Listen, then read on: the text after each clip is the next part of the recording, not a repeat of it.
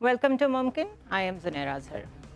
Piece and conflict हमेशा से, जब से दुनिया वजूद में आई है, साथ साथ ही चल रहे हैं। बिकॉज पीस को एजर्ट करने के लिए कई दफ़ा ऐसा इंस्ट्रूमेंट यूज़ करना पड़ता है जो कि इन इट सेल्फ मिलिट्री होता है, जो कि कॉन्फ्लिक्ट की तरफ भी लेके जाता है।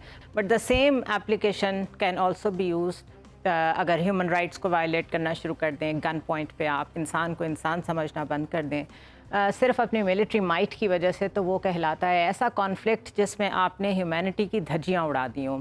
कश्मीर उसकी एक ज़िंदा मिसाल है। सारी दुनिया देख रही है वहाँ के लोगों के साथ जो सलूक हो रहा है। ये 60s, 70s, 80s वाला कश्मीर भी नहीं है, जब सोशल मीडिया नहीं था, जब स्प्रेड ऑफ इंफॉर्मेशन इतनी ज़्यादा नहीं थी। अब तो जब जहाँ जिस तरीके से वाक़यात पेश आते हैं, लोग उसको नशर कर देते हैं।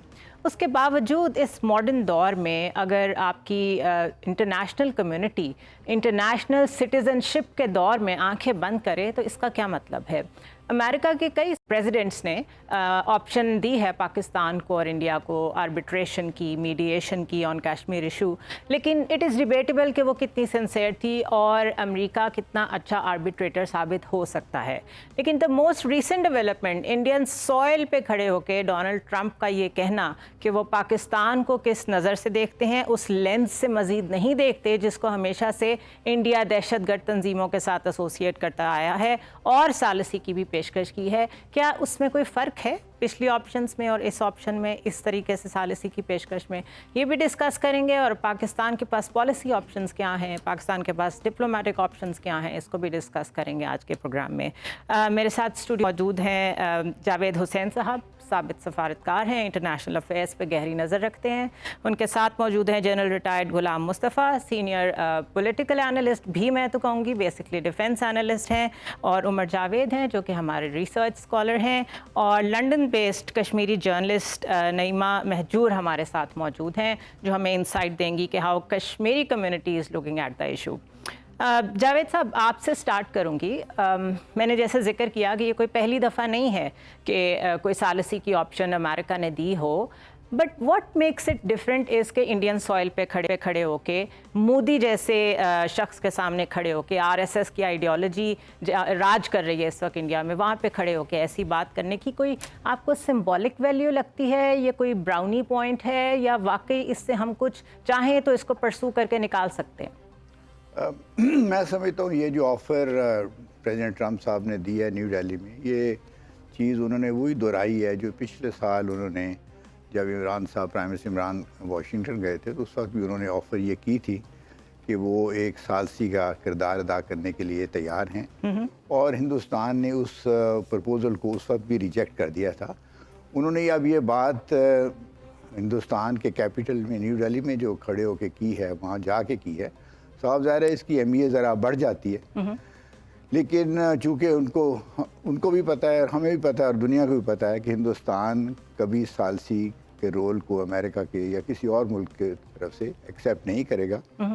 इसलिए मैं समझता हूँ कि ये इसकी सिंबॉलिक वैल्यू तो है, लेकिन उससे ज़्यादा इसमें कुछ यानी इसमें ज़्यादा उसमें देखना कि कोई अमेरिका बहुत सीरियस हो गया है कश्मीर के मसाइल को हल करने में या कश्मीर के मसले को हल करने में, तो मेरे ख़्याल में वो रियलिस्टिक नहीं होगा, हकीकत पसंदाना एनालिसिस नहीं होगा। लेकिन फिर भी हमें इसको वेलकम करना चाहिए, और अगर इसके आगे कहीं कोई रास्ता खुलता है तो हमें एक हकीकत पसंदाना उसका एनालिसिस करके उसके प्रोज एंड कॉन्स को देख के फिर अपना फैसला करना चाहिए कि कहाँ तक हम जा सकते हैं। इसमें दो चीज़ें मैं और कहना चाहूँगा।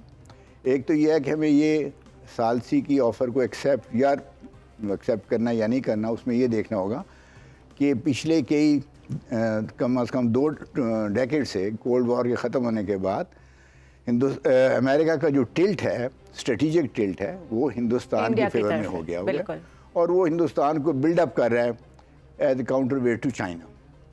सो जो भी आप मसला को बहुत गंभीर किस्म का होगा, इम्पोर्टेंट होगा, जिसमें हिंदुस्तान के भी इंटरेस्ट इन्वॉल्व हैं, पाकिस्तान की भी, तो हमें मद्देनज़र ये रखना चाहिए कि बैकग्राउंड में फंडामेंटली अमेरिका का टिल्ट इंडिया की तरफ है। तो ये हमें इस चीज़ को मद्देनज़र रखना चाहिए। दूसरा, हमें ये भी मद्देनज़र रखना चाहिए कि कश्मीर का मसला जो है वो इस दुनिया में आपने भी जिक्र किया मेरे ख्याल में, और वैसे भी हमारे अखबारों में और आता रहता है कि जो आलमी रायमा है उसका ज़मीर क्यों नहीं जाग रहा। एग्जैक्टली तो उसकी वजह ये है कि ये जो बड़े बड़े मसाइल हैं इस किस्म के, जैसे कश्मीर है या फ़लस्तीन है, ये बदकिस्मती ये हम दुनिया की ये है कि इस किस्म के मसले जो हल होते हैं वो ताकत के बलबूते पे हल होते हैं। ये बदकिस्मती की बात है, लेकिन रियलिटी यही है।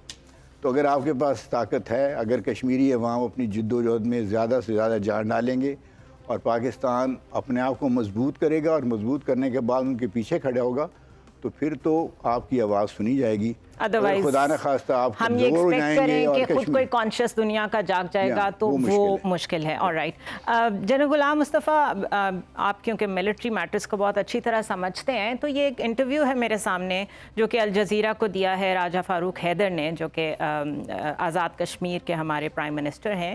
वो कहते हैं कि मिलिटरली जब तक हम नहीं जवाब देंगे इंडिया को, तब तक हमें इसका कोई आउटकम एक्सपेक्ट नहीं करना चाहिए। अब एप्लीकेशन ऑफ मिलिट्री इंस्ट्रूमेंट के अपने भी, आपको पता है हमने इस वक्त बहुत ज़्यादा इसे डिस्कस किया है कि पाकिस्तान जो है वो पीस लविंग कंट्री का रोल प्ले कर रहा है, साउथ एशिया में बैलेंस ऑफ पावर को मेंटेन कर रहा है इस वक्त। लेकिन दूसरी तरफ राजा साहब का जो ये कहना है, उसकी बैकग्राउंड वो ये कहते हैं कि एक आपकी established well recognised professional army के होते हुए जब आप उसका कोई मिलिट्री रिबटल नहीं देते, तो वो आपके एक ख़िलाफ़ जाती है चीज़ के, शायद कैपेबिलिटी नहीं है या कैपेसिटी नहीं है, या आप उसको किसी भी तरह इंटरप्रेट दुश्मन कर सकता है। आप कैसे देखते हैं इसको? देखिए, दो तीन चीज़ें हैं। मैं बड़े अरसे से यही बात करता आया हूँ। एक तो रिकॉल हमारे जो फॉरेन मिनिस्टर उनका इंटरव्यू, जिसमें उन्होंने कहा था जंग बिल्कुल इज़ ऑफ द टेबल। मेरे ख्याल है ये statement in itself was very very wrong. कोई भी जो आप मसला लेके चलते हैं, जिस अभी एम्बेसडर ने भी कहा, उसका जब तक आपकी फॉर एग्जांपल कश्मीर है या फ़लस्तीन है, जो भी है, इस मसले में जब तक एक फोर्स की बैकिंग इन द कॉन्टेक्स्ट नहीं रहेगी आपकी, यानी you take that off the table, then you are no position. What should, और साथ क्यों आपसे कोई बात करेगा? तो फारूक हैदर साहब जो फरमा रहे हैं, बिल्कुल सही बात की उन्होंने। जब वो मिलिट्री ऑप्शंस की हम बात करते हैं या मिलिट्री इंस्ट्रूमेंट की हम बात करते हैं, तो पर से ये नहीं कि तीर तफंग लेके आप चढ़ जाएंगे। आज के दौर में देयर आर 230 अदर वेज जिस तरीके से आप ये काम कर सकते हैं। और वो एक ऐसी चीज़ है जिसमें पाकिस्तान ने ओवर द ईयर्स एक डिफेंसिव मोड में चला गया हुआ है। रिएक्टिव मोड था, फिर डिफेंसिव मोड में चले गए, एंड वी देन कीप, हमने आहिस्ता आहिस्ता अपना जो था अपने आप को, we allowed the environments to push us back. अब हमसे वो स्पेस कवर करना हमारे लिए मुश्किल हो रही है, क्योंकि हम हर दफ़ा जब अमन की बात करते हैं, दुनिया की बात सुनने को तैयार नहीं है। राइट, दुनिया क्यों आपकी बात सुनेगी? हमें जो चीज़ समझने की ज़रूरत है और दुनिया को समझाने की ज़रूरत है। दुनिया इस बात को समझती है, लेकिन ऑन द ये जो है ना, जिसे उबल के सामने नहीं आ रही, वो ये है कि कश्मीर इस वक्त is holding the world hostage, number one. वो इसलिए अगर इस पर कोई कॉन्फ्लिक्ट चलती है वो आगे, दैट कैन बी डिस्ट्रक्टिव, क्योंकि almost all nuclear powers are at shouting distance from each other with reference to Kashmir. Exactly.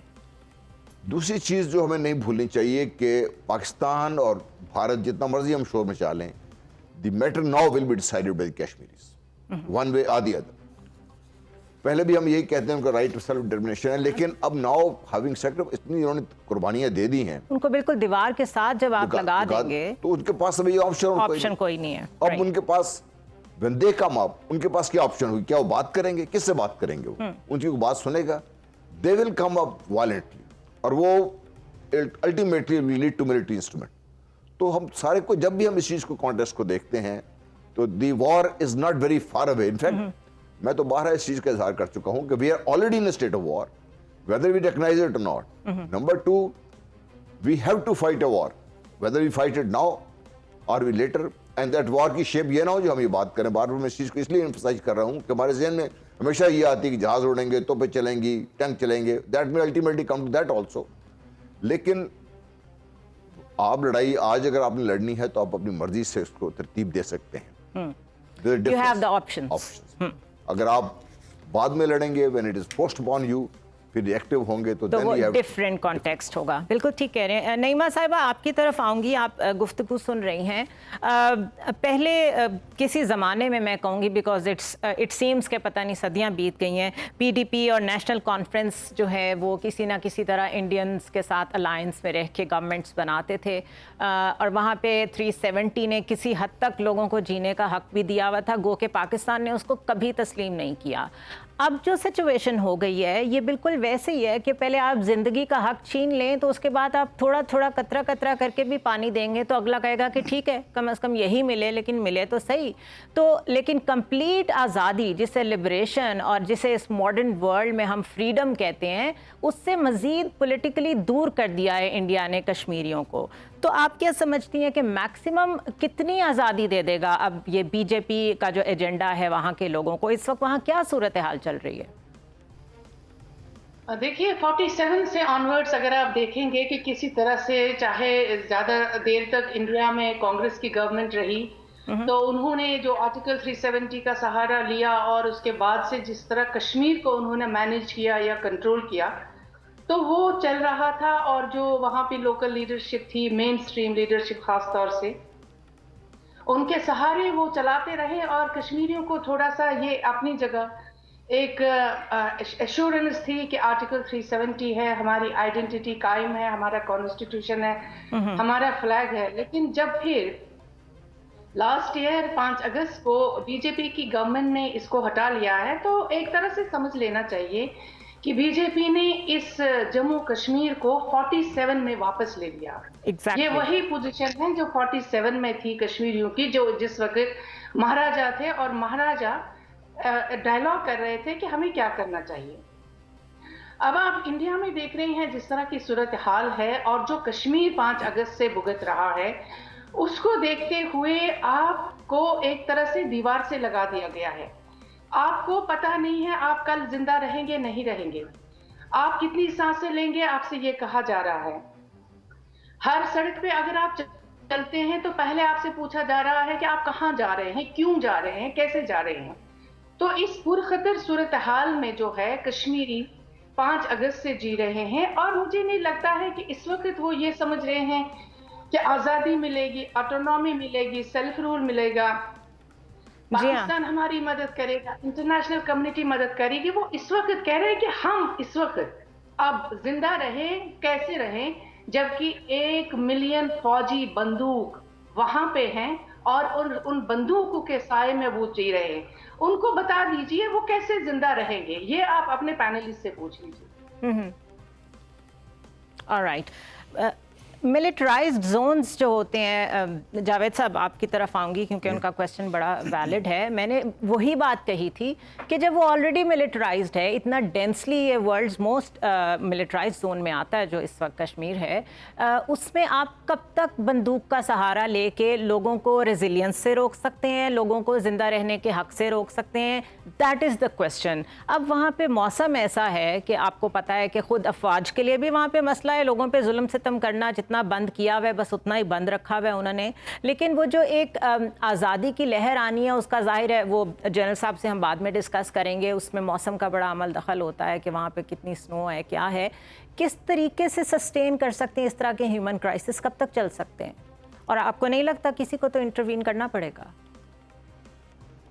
Javed साहब। जी, मैं ये देखिए एक बहुत बड़ा मुश्किल सवाल है जिसका जवाब तो जो है कश्मीरी अवाम ने देना है कि नहीं, जो फौरन इस वक्त वहाँ क्राइसिस है, वही मैं अर्ज़ कर रहा हूँ कि देखें जो क्राइसिस है उसको अगर हल की तरफ ले जाना भी है तो उसमें 2 फैक्टर्स बहुत ज़रूरी हैं। एक फैक्टर तो ये है कि कश्मीरी अवाम अपने हकूक़ के लिए कहाँ तक जाने के लिए तैयार हैं, कितनी उनकी हिम्मत है, कितनी वो अपनी जिद्दोजहद को जारी रखने के लिए क्या कुर्बानियाँ देने को तैयार हैं। और अगर वो एक उन्होंने फ़ैसला कर लिया है कि वो अपने हक़ खुद इरादियत को, अपने इंसानी हकूक़ की हिफाजत के लिए, उसको हासिल करने के लिए कोई भी कुर्बानी देखने को तैयार हैं, तो फिर कोई ऑक्यूपेशन फ़ोर्स उनकी आवाज़ को नहीं दबा सकेगी। उसमें वक्त लग सकता है, उसमें कुर्बानियाँ आज देनी पड़ेंगी। आप अफ़गानिस्तान का हाल देख लें क्या हुआ है वहाँ पे। अमेरिकन फोर्सेस ने फाइनली हैव सीन कि भाई एक ऐसी कौम जो अपने हक, अपनी आज़ादी के लड़ने के लिए, अपनी जानें देने के लिए कुर्बान तैयार है, तो उसको दबाना बड़ा मुश्किल है। इसी तरह कश्मीरी अवाम पे भी ये असूल जो है वो यानी उसकी इतलाक़ होगा कि अगर वो अपनी कुर्बानियाँ देने के लिए तैयार हैं, एक तो ये है। दूसरा, पाकिस्तान का इसमें बड़ा इंपॉर्टेंट रोल है। पाकिस्तान ने एक यानी डिक्लेरेशन दिया हुआ कि हम हर लिहाज से उनकी अखलाकी, सियासी और सफारती यानी moral, diplomatic and political support हम करेंगे, करते रहेंगे, और दुनिया का जो भी फोरम है, चाहे वो मल्टीलैटरल फोरम है, चाहे बायलैटरल फोरम है, हम कश्मीरियों की जो मदद के लिए अपनी आवाज़ को बुलंद करते रहेंगे। ये करना बहुत ज़रूरी है। लेकिन इसके साथ साथ एक कैविएट है। वो कैविएट ये है कि पाकिस्तान की आवाज़ को भी उतना ही सुना जाएगा जितना पाकिस्तान खुद मजबूत होगा, जितना पाकिस्तान खुद यूनाइटेड होगा, जितना पाकिस्तान अपना मिलिटरीली भी और इकोनॉमिकली भी और पॉलिटिकली स्टेबल और पावरफुल होगा, उतनी आपकी आवाज़ को सुना जाएगा। अगर खुदा ना खास्ता हम हमारे अंदर ये कमज़ोरियाँ आ गई तो फिर हमारी आवाज़ को वो तवज्जो इंटरनेशनल कम्युनिटी नहीं देगी जो हमें, जिसकी तवक्को हम करते हैं या जिसकी हम उम्मीद रखते हैं। तो ये दोनों फैक्टर्स जब तक पूरे नहीं होंगे, ये दोनों शराइत पूरी नहीं होंगी, तो मुझे अफसोस से कहना पड़ेगा कि फिर हमारी जो ये कश्मीरियों की जिद्दोजहद है उसकी वो जो फौरी तौर पे नतायज जिनकी हम तवक्को रखते हैं या उम्मीद करते हैं या जिसके लिए हम दुआ करते हैं वो नहीं हमें नज़र आ रही। मुझे ब्रेक लेना है, ब्रेक के बाद मैं उमर की आऊँगी। और हमने देखा है कि जब इंटरनेशनल पावर्स का इंटरेस्ट होता है तो ईस्ट तिमोर की मिसाल हमारे सामने है, साउथ सूडान की मिसाल हमारे सामने है, किस तरीके से हांगकॉन्ग में इस वक्त रेस्टलेसनेस है और वो क्यों है, चाइना को किस तरीके से वहाँ पर काउंटर करने की कोशिश की जा रही है, इंटरनेशनल एजेंडाज किस तरह इवॉल्व करते हैं और डिप्लोमेटिक पावर्स किस हद तक उसको सेंसिटाइज कर सकती हैं अगर इस किस्म का सिचुएशन कोई कहीं क्रिएट हो जाए। तो अमेरिका क्यों सीरियस होगा, और अगर सीरियस होगा तो उसको बायलैटरलिज्म के पीछे छुप कर क्या एक दफ़ा फिर अवॉइड करने की कोशिश करेगा India? After a short break.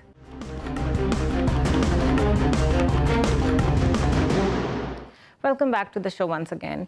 Umar, break से पहले जैसे मैंने बात की थी, एक तो ये बता दीजिए कि जब बायलैटरलिज्म का मंत्रा हमने खुद देखा है कि उसकी धज्जियाँ उड़ा दी हैं इंडिया ने, और सिर्फ उसको as an instrument to hide behind use करता है वो, इसमें हमें कितना वोकल होने की ज़रूरत है कि हम भी समझें कि शिमला अकॉर्ड इज़ नो मोर, क्योंकि जो वन साइडेड एक्शन है वो इस कॉन्फ्लिक्ट में, इस टेरिटोरियल कॉन्फ्लिक्ट में हो नहीं सकता था, जो कि किया है इंडिया ने, नंबर वन। दूसरा, जो पाकिस्तान ने डिप्लोमेटिक एफर्ट्स अभी तक की हैं उससे हमने मूवमेंट तो देखी है, जिसे कहते हैं एक रिपल इफेक्ट तो देखा है इंटरनेशनल सारे सिनारियों में, इंटरनेशनल वर्ल्ड में, लेकिन सेंसिटाइज नहीं हुआ इतना कोई कि वो आके इस इंटरफेस को खुद फेस करने की कोशिश करे। उसके लिए क्या करना चाहिए? देखिए ज़रा, इस हवाले से अगर इंटरनेशनल कम्युनिटी और ख़ास तौर पर अमेरिका सिंसियर होता तो जो कोल्ड वार का एरा था ना 1947 से लेकर 1991 तक, ये वो बेहतरीन दौर था जिसमें अमेरिका अगर चाहता तो पुरखुलूस तरीके से इस मसले को हल करवा सकता था। क्योंकि तब अगर हम देखें इंडिया के मुकाबले में पाकिस्तान जो है वो उस वक्त की वेस्टर्न ब्लॉक की बहुत बड़ी ज़रूरत थी इंडिया के मुकाबले में, तब कोल्ड वार के दौर की बात करूं।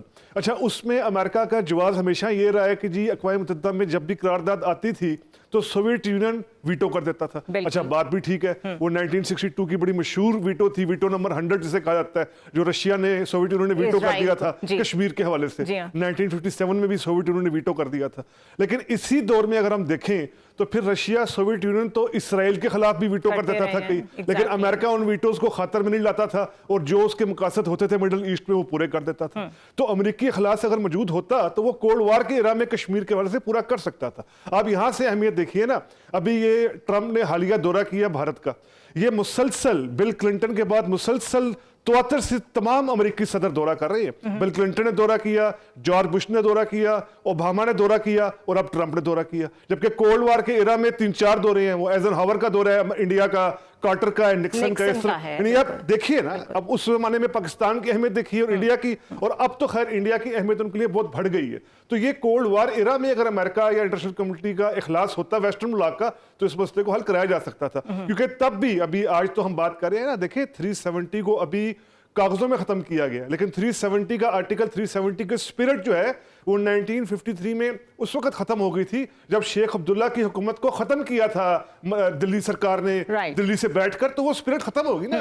37 तो लेकिन खत्म वो हो गया, किसी ना किसी शेख अब्दुल्ला शक्ल जेल में चले गए पॉलिटिकल 11 साल के सम्राट लिए। लोगों को मिल रहे थे, इसलिए लोग वो चुप रहे। सिर्फ एक उसका 35A फंक्शन जी। था कि कोई गैर इंडिया के किसी और इलाके का बंदा प्रॉपर्टी आकर नहीं ले सकता। बाकी तो उसकी स्पिरिट सारी 1953 के बाद शेख अब्दुल्ला जेल गए, तो सिद्धार्थी इसका राज मतलब वहां लगते रहे। है, इसका मतलब है ये जो आप हिस्टोरिकल बैकग्राउंड बता रहे हैं, एक मुस्तकिल डिके आया है सूरत हाल में, और उस पे हम खामोश रहे हैं, या यूं कह दें कि हमें खामोश करा दिया गया decay है। नहीं, अब वो मूवमेंट इंडिजिनस ज्यादा होगी। वो इंडिजिनस हमें 2008 तब नजर आए। जनरल साहब, दिस इज योर एरिया। अभी देखें वहाँ पे मौसमी सूरत हाल आप देखें, लोग इस वक्त दवाइयों को तरस रहे हैं, लोग इस वक्त जो डे टू डे अफेयर्स हैं उनको मैनेज करने को तरस रहे हैं। इस दौर में internet is not a luxury, ये रिक्वायरमेंट्स में आती है, आपकी बेसिक राइट्स में आती है। बल्कि अब इस तरह के वेदर एनवायरनमेंट में जो हम एक्सपेक्ट कर रहे थे कि कर्फ्यू लिफ्ट होगा, तो जो इंडिजिनस मूवमेंट है उससे कुछ पता चलेगा कि पल्स क्या है, उसका अब हमें कब तक वेट करना पड़ेगा? देखिए, उस वक्त तक वेट करना पड़ेगा जब तक पाकिस्तान पूरी तरह तैयार नहीं होता इसके लिए। फ्रैंकली स्पीकिंग, मैं समझता हूं कि ये सारी कमजोरी पाकिस्तान की तरफ से है। ऑलराइट। क्योंकि मिलिटरीली पॉलिटिकली कॉन्टेक्स्ट में देखिए, totally okay, in the entire context में बात करूं, नईमा की बात अगर आप गौर से सुनें, जो कर्व था ना, जो पूछा तो ने कि बताइए हम जिंदा कैसे रहे और क्यों जिंदा रहे, ये दोनों चीजें जिसका सवाल कम से कम जवाब मैं नहीं दे सकता। मैं इसलिए नहीं दे सकता कि मैं जब से आपसे बात कर रहा हूँ, मेरा ज़ाती राय है, उससे दखलत हो, कि हमने जो भी वजूहत थी हमारी जिसकी वजह से हमने कमज़ोरी दिखाई है, इसमें दुनिया को अभी तक ये अंदाज़ा नहीं है कि पाकिस्तान इस पे किस हद तक सीरियस है। अगर तो पाकिस्तान एज ए नेशन हम सीरियस हैं और 22 करोड़ अवाम अपनी हुकूमत और फौज के साथ मिलकर खड़े हैं एंड दे डिसाइड कि भाई ठीक है, this is it that we have to do, तो आप देखिएगा दुनिया आपकी बात सुनने पे मजबूर होगी। पाकिस्तान इस वक्त भी रेलेवेंट नहीं है इंटरनेशनल गेम में, और हमेशा रेलेवेंट रहेगा क्योंकि जोग्राफियाई पोजीशन पाकिस्तान की ऐसी है। राइट। नंबर 2, अगर हमें ये ख्याल है कि अमेरिका या कोई और कोई आएगा, तो हमें ये गलतफहमी दूर कर लेनी चाहिए कि जो भारत ने किया है it was sanctioned.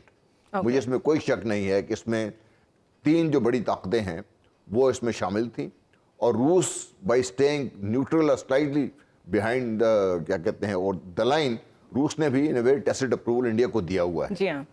The only country which has come up is China, और पाकिस्तान, आप देखिए तुर्की ने किसी हद तक जो बात की, मलेशिया, टर्की, बिल्कुल। इनके अलावा आप मुझे बताइए कि दुनिया की कौन सा ऐसा मुल्क है जो खड़ा होने को तैयार है, क्योंकि दुनिया ये भी देख रही है कि पाकिस्तान किस हद तक सीरियस है। क्योंकि अगर हम सिर्फ बयानात की हद तक रहेंगे, हमारे प्राइम मिनिस्टर ने जो बड़ा अच्छा स्टार्ट था यूएन से जो लिया था, उसको हमने डिप्लोमेटिकली जो हमने डेवलप करना था, हमने वो भी नहीं किया। करना था। हम तो दुनिया को ये भी नहीं समझा सके कि शिमला एग्रीमेंट में जहां एक तरफ बायलैटरलिज्म की बात है, वहां ये बड़ा क्लियर है कि कश्मीर की जो सिचुएशन है as the day it was signed, उसको कोई फरीक चेंज नहीं कर सकता। एग्जैक्टली। वो ने चेंज कर दी है।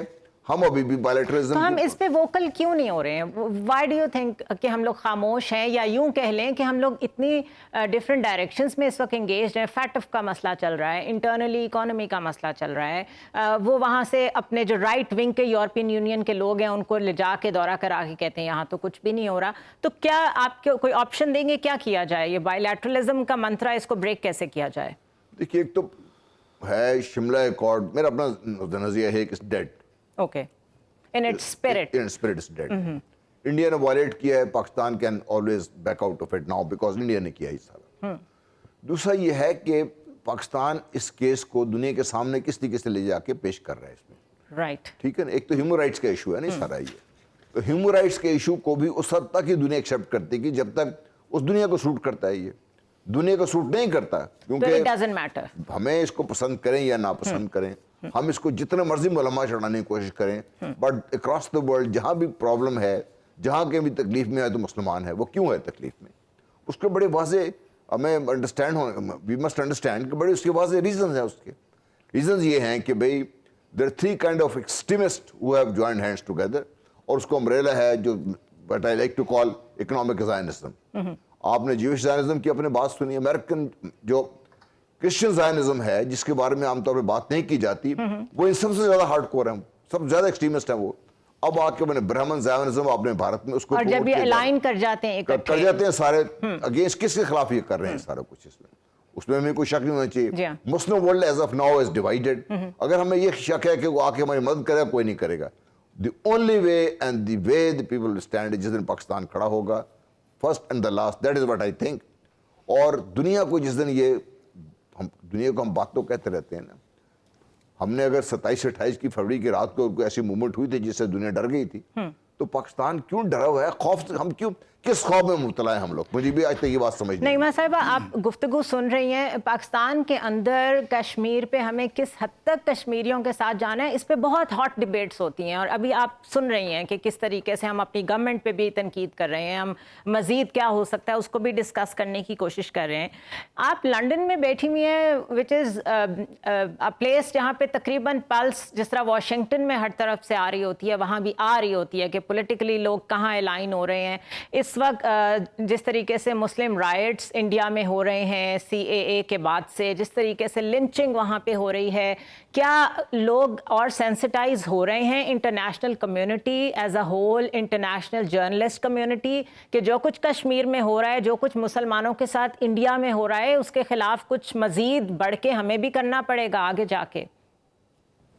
देखिए, जिस तरह जनरल साहब ने कहा कि अगर आप समझ रहे हैं कि कश्मीर के बारे में जो पाकिस्तान की पॉलिसी है, जिसमें कई बार से यू टर्न्स आए हैं, और अगर उसके मुकाबले में आप भारत की पॉलिसी देखेंगे तो 47 से लेके आज तक वो एक ही पॉलिसी है, और वो जो इंटीग्रल पार्ट का वो जो राग अलाप रहे हैं। लेकिन अब सवाल ये है कि पाकिस्तान में जो यू टर्न्स भी आ रहे हैं, उसमें भी आपको कश्मीरी साइकी देखनी होगी, कश्मीरी पोजीशन, कश्मीरी कंडीशन देखनी होगी कि वो क्या करें। उनको ये भी भरोसा नहीं है कि जैसा कि सब लोग कह रहे हैं कि कश्मीरियों को सड़क पे आना चाहिए और वावेला करना चाहिए, लेकिन कश्मीरी तो पिछले 7 दहाइयों से सड़कों पे ही हैं, सड़कों पे वावेला कर रहे हैं, सड़कों पे मातम कर रहे हैं कि हमारे साथ क्या हो रहा है। लेकिन हर बार हमें लग रहा है कि जो मुझे अपनी कौम के बारे में और कौम का जो नब्ज है, जिससे पता चल रहा है कि वहां पे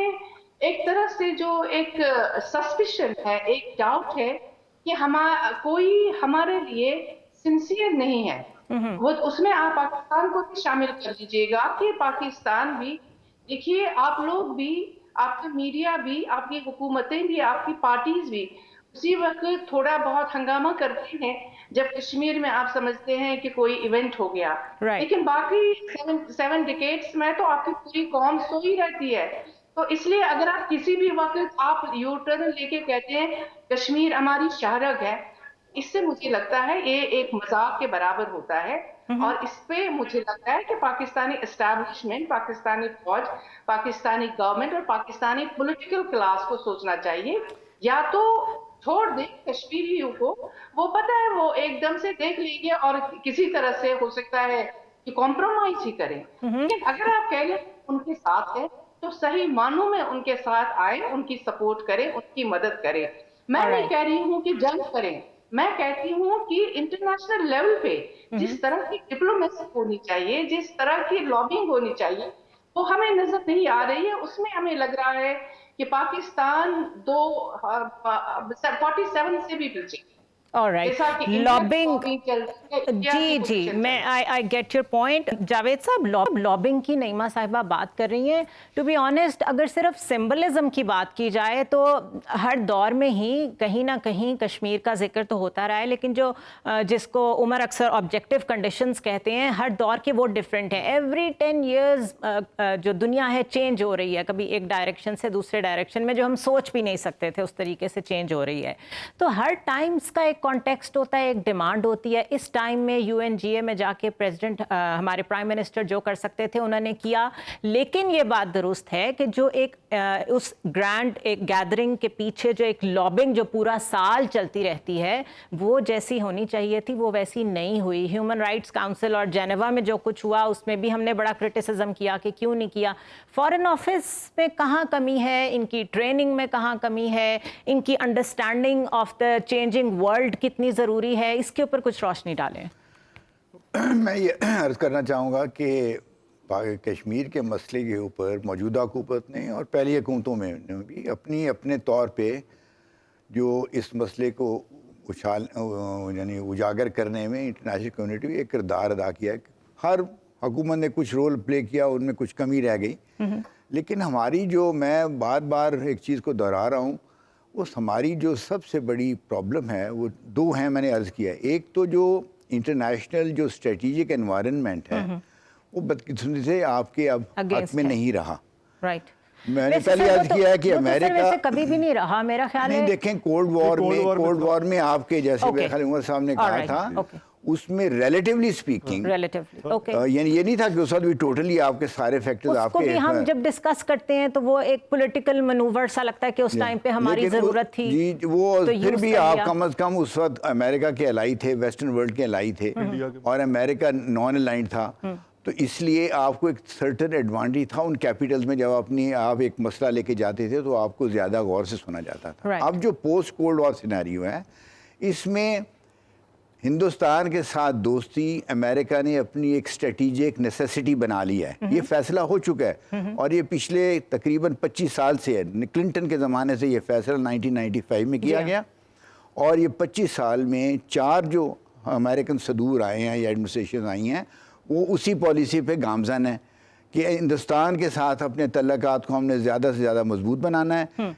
और बल्कि कंडोलीज़ा राइस ने, जब वो नेशनल सिक्योरिटी एडवाइज़र थी प्रेसिडेंट बुश की, तो उन्होंने मार्च 2005 में एक बड़ा ऐलान किया था कि America will do all that is possible to build up India as a major world power during the 21st century. अभी भी डिफेंस पैक्ट आप देख लीजिए, उसकी फिर प्रोसेस में डिफेंस एग्रीमेंट साइन हुए, स्पेस एग्रीमेंट साइन हुए, और बड़े चीज़ें, और बड़े पैमाने पे अमेरिका और हिंदुस्तान के दरमियान स्ट्रेटेजिक कोऑपरेशन जारी है, न सिर्फ जारी है बल्कि पहले से बढ़ती जा रही है। इन हालात में अगर आप ये तवक्को करते हैं कि अमेरिका जो है हिंदुस्तान पे प्रेशर डालेगा क्योंकि कश्मीर में वो हमारी आवाज़ को सुने और उसके ऊपर कोई रिस्पॉन्ड पॉजिटिवली करें, तो मेरे ख्याल में ये हकीकत पसंदाना एनालिसिस नहीं होगा। ऑलराइट, मुझे ब्रेक लेनी है। 1990 का जिक्र किया जावेद साहब ने, मेरे जहन में ये आया कि वही ज़माना था, और 1998 में फिर हमने अपना डिक्लेयर भी कर दिया कि हम एटॉमिक पावर भी हैं।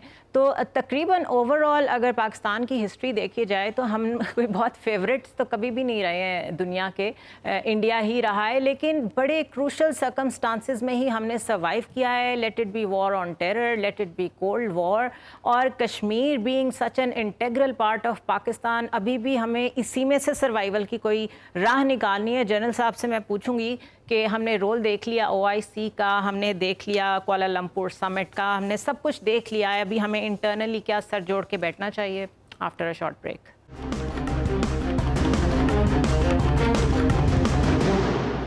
Welcome back once again. General Ghulam Mustafa, हमने ये मंत्रा इतना सुना है कि जनाब पाकिस्तान सेफ हेवन्स लेके बैठा हुआ है, टेररिस्ट की और दहशतगर्दी का गढ़ है, और ये प्रोपेगेंडा मेरे ख्याल है इंडिया से ज़्यादा किसी ने नहीं किया। आज जब वहाँ पूरी दुनिया की स्क्रीन्स और हाथ में स्मार्टफोन्स दिखा रहे हैं कि वो लिंचिंग कर रहे हैं, लोगों को मार रहे हैं, टारगेट कर रहे हैं ख़ास रेस को, RSS आइडियोलॉजी खुल के सामने आ गई है, तो क्या ये काउंटर नैरेटिव हमें लेके किसी और इंटरनेशनल कोर्ट ऑफ जस्टिस में कहीं और प्लीड नहीं करना चाहिए उनके बिहाफ पे कि this is genocide and this is exactly what is happening in Kashmir as well? जी, मेरा ख्याल है Kashmir being the central point, उसको लेकर हम साथ को लिंक करते हैं। जिस तरीके से कश्मीर में जुल्म हो रहा है, और ये इसलिए जुल्म हो रहा है कि वहाँ पे मुसलमानों की अक्सरियत है। It reflects a mindset against Muslims. उसको माइंडसेट को अगर आप इसको अप्लाई करते हैं इंडिया में, तो वही आपको भारत में नज़र आया जो कुछ हो रहा है इस वक्त। तो पाकिस्तान के लिए तो बहुत एक नादर मौका है कि इसको ओवरऑल कॉन्टेक्स्ट में बिल्ड करके दुनिया के सामने हम लेके जाएं इसको, और इस कोई फोरम व्हाटएवर इज पॉसिबल हमें उस पर जाना चाहिए, क्योंकि आज की दुनिया में कोई एक फोरम पे काम नहीं बनेगा। अगर तो ये पूरी तरह की यलगार के तौर पर, हम एक जंग के तौर पर लेंगे इसको, तो फिर ही तो पाकिस्तान, चाहे हमारा फॉरेन ऑफिस है, चाहे मिलिट्री एस्टेब्लिशमेंट है, intelligence department, everybody on the line, एक मकसद को लेके हम चले तो हम कुछ किसी तरफ जा सकते हैं। हमारे इस वक्त हमारा फोकस नहीं है, नंबर 1। नंबर 2, देखिए मैं फिर बार बार इस बात को दोहराता हूँ कि हमें शायद अंदाज़ा नहीं है कि अगर हमने ये इसको यहाँ पे ना रोका और इसको रिवर्स ना कराया गया किसी तरीके से, तो पाकिस्तान के साथ क्या होने वाला है। मुझे डर ये है, अल्लाह करे कि मैं गलत हूँ, मुझे डर ये है कि अगर ये होना हो गया तो नेक्स्ट स्टेज पे फिर आपका गिलगित बल्तिस्तान है और फिर आज़ाद जम्मू कश्मीर है, और फिर दरियाई जेलम से पार करना भारत के लिए ज़्यादा मुश्किल नहीं होगा। जब ये 1 मिलियन फौजी यहाँ से स्पेयर हो जाएंगे तो कहाँ जाएंगे वो सारे, राइट, ठीक है जी। इन एनी केस जो भारत का इंटायर मिलिट्री स्ट्रक्चर है 90% इज अगेंस्ट पाकिस्तान। चीन का शोषण मचा रहे इसमें, तो पाकिस्तान को तो कभी इसमें शक होना चाहिए नहीं था।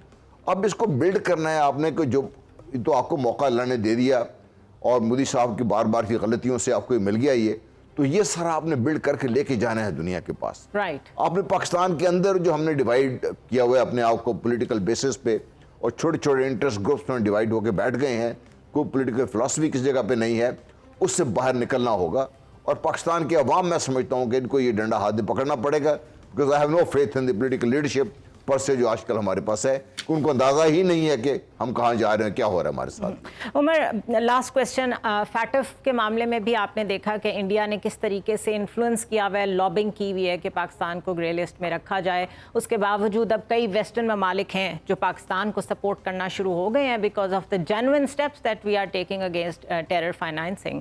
लेकिन ये जो लॉबिंग है इंडिया की, ये बहुत देर तक चल नहीं सकती अगर हम चैनलाइज कर दें जो कुछ हम पाकिस्तान में अच्छे तरीके से करने की कोशिश कर रहे हैं उस सबको। क्या आप समझते हैं कि एक डेस्क, जिसकी बात प्राइम मिनिस्टर ने की थी कि हर जगह एक कश्मीर डेस्क हो, हर एम्बेसी में, P5 कंट्रीज में एटलीस्ट आप स्पेसिफिक ऑफिसर्स बनाएं और उन ऑफिसर्स का काम ही ये हो कि उन्होंने कश्मीर का केस प्लीड करना है? डू यू थिंक कि इसको फौरन अमल में लाने की जरूरत है? देखिए ज़रा, जो आप बात कर रही हैं इसके फिर 2 अवामिल होंगे, एक बैरूनी अमिल होगा और एक अंदरूनी होगा। बैरूनी जो आप बात कर रही हैं, डेस्क बनाए जाएं, तमाम ममालिक में डिप्लोमेसी को अपने मजबूत किया जाए, टास्क एलोकेशन की जाए उनको। दूसरा फिर वही बात है कि वो इंडिजिनस सूरत हाल कश्मीर की बहुत ज्यादा अहमियत की हामिल होगी। लेकिन वो लोग क्या करें नईमा साहिबा, वही तो कह रही हैं। मैं कोई मिसाल देने वालूँ ना, आप देखिए कि जो पोस्ट 2008 का सिनेरियो है, जब वहाँ वो अमरनाथ श्राइन बोर्ड 99 एकड़ जमीन दी गई, रियासत ने दे दी उधर श्राइन बोर्ड को, उसके बाद जिस तरीके से वहाँ पुरअमन एहतजाज शुरू हुए, श्रीनगर में 50-50 हज़ार अफराद के एहतजाज,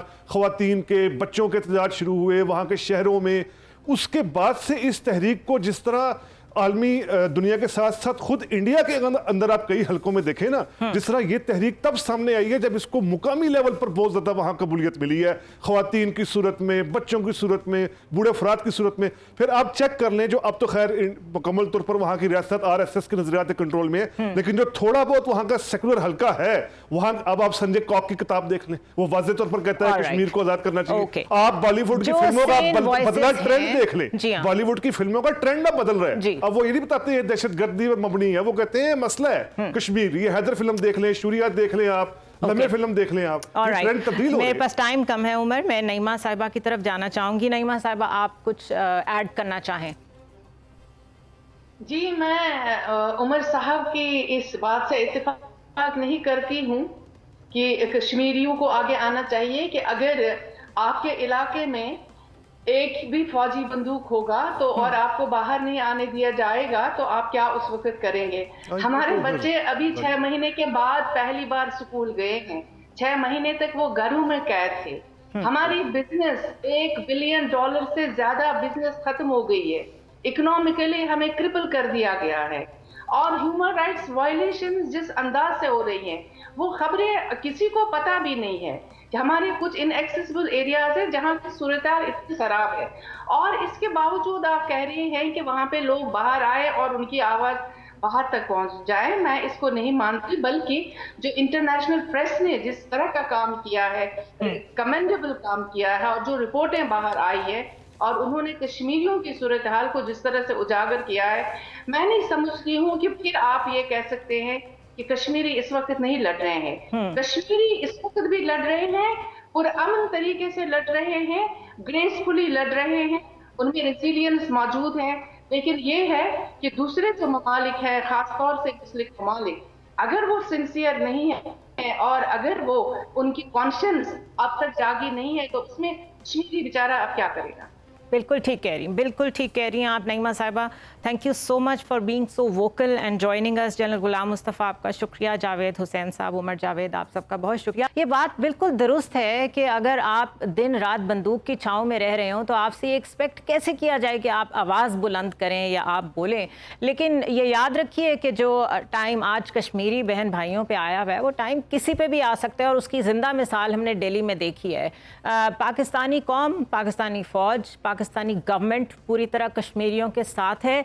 ये हो सकता है कि हमारी जो इस वक्त पॉलिसी इम्प्लीमेंटेशन है उसमें किसी को लग रहा हो स्लगिशनेस है या उसमें कोई कमी है, लेकिन ये वक्त बताएगा। जिस तरीके से हमने इंफॉर्मेशन वॉरफेयर में शिकस्त दी है इंडियन नैरेटिव को, उसी तरीके से हम बाकी फ्रंट्स पे देंगे। I will see you some other time. Allah हाफ़िज़।